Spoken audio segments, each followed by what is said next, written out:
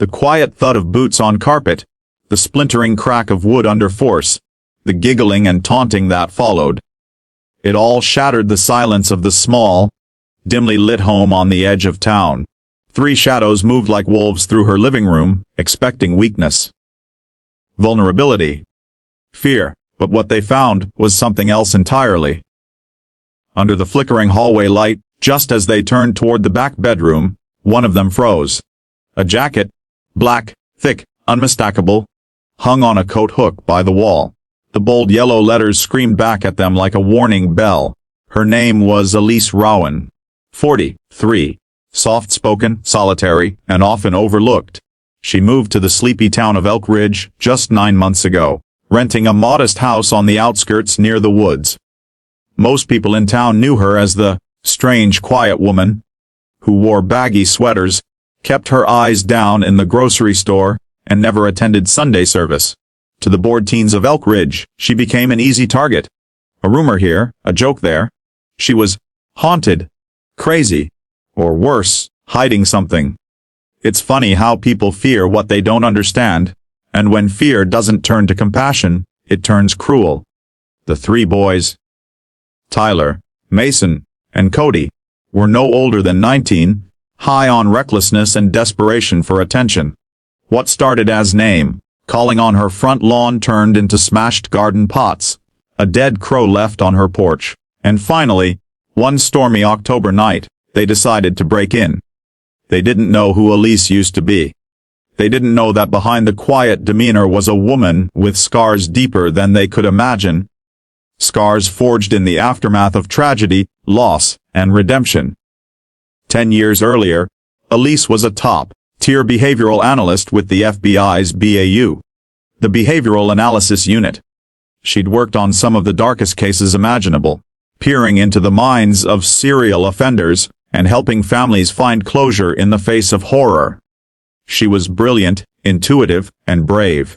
But none of that saved her from the one case that broke her. It was a small girl, missing from a rural town. Elise had profiled the suspect, led the hunt, and even came face to face with the monster who took her. But they found the girl too late, and Elise never forgave herself. She left the bureau shortly after, packed her life into 2 suitcases, and disappeared from the world. Elk Ridge was never supposed to be permanent. Just a quiet place to hide. She didn't want to be a hero anymore. She didn't want to feel anymore. But fate had other plans. When those boys kicked in her door, they didn't just awaken fear. They awakened her. The woman who once stood across from murderers and didn't flinch. The woman who could read someone's entire childhood by the way they looked at a closed door. The woman who had given everything to protect the innocent. As the boys stood frozen in the living room, eyes locked on that FBI jacket, Elise stepped out of her bedroom. She didn't yell. She didn't scream. She just looked at them. Calm. Unmoving. Mason's voice cracked as he muttered, This some kind of joke." But Elise didn't answer. She slowly stepped forward, her gaze focused, her posture controlled. Not threatening, but commanding. Cody's bravado crumbled first. He backed toward the door, nearly tripping over the broken frame. Tyler tried to cover with a laugh, but his hands were shaking. She said only one thing. "I already know why you're here." That was enough. They bolted. No threats, no fight. Just raw, terrified silence. The next morning, the police showed up.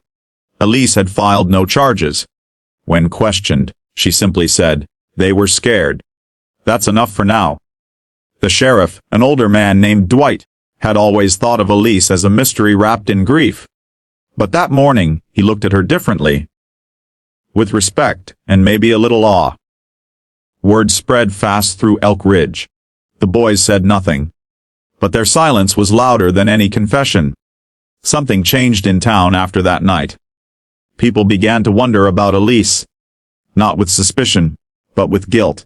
The woman they'd whispered about had once stood for justice. And they had stood by while she was tormented. A week later, a young woman knocked on Elise's door. Her name was Olivia, 22, single mom, struggling to escape an abusive home. She'd heard the rumors, And then the truth. She asked Elise for help. And for the first time in 10 years Elise said yes. What followed was a ripple effect. Elise began working quietly behind the scenes, helping Olivia get legal protection, aiding the local shelter with psychological insights, guiding young officers in crisis de-escalation. All unofficial, unpaid, and deeply effective. The town that once judged her began to lean on her. Tyler, the ringleader of the break-in, returned 6 weeks later. He came alone in daylight, with shaking hands and a letter. He handed it to Elise without speaking. Inside, he confessed to everything. Not just the break-in, but the reason behind it. He'd lost his older brother to suicide a year ago. He blamed the world, blamed the silence, and when he saw Elise, quiet, apart, he saw someone he could project his pain onto. He wrote that he didn't expect forgiveness, just wanted her to know he was sorry. Elise read the letter. Then invited him in. They sat at her kitchen table for 3 hours. She didn't talk much. She just listened. When he left, he was crying, but lighter. The next month, Tyler started volunteering at a youth center Elise helped establish. 2.